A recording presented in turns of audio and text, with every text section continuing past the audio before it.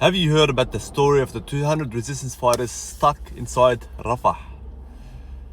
So news has emerged that ever since the ceasefire agreement came into effect in Gaza, there are still fighters outside the yellow line which the Americans and the Israelis implemented, meaning that they are basically inside enemy lines. But the astonishing thing is that they are nowhere to be seen, which indicates that they are inside the tunnels.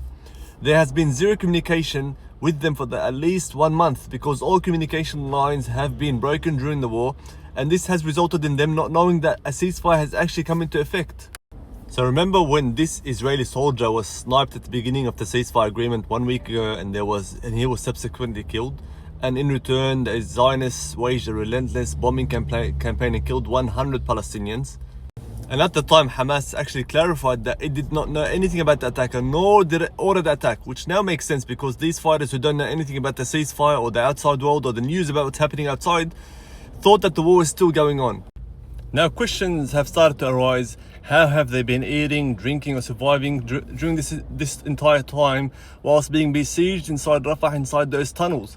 They have no access to the outside world. They have no access to news. They have no access about the ceasefire agreement, about the clauses of the ceasefire agreement, what's going on around the world, what's going on inside Gaza itself.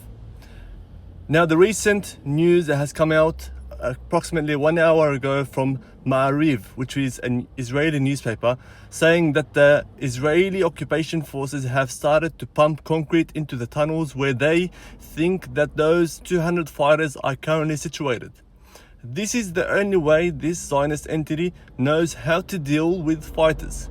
They cannot face them on the ground, on foot, face to face, as we've seen time and time again. And the only time they are actually able to try and do any harm to any resistance fighters is through aerial airstrikes.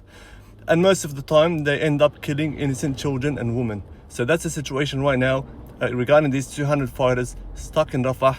There is more to come. Keep following our updates on Stand for Palestine.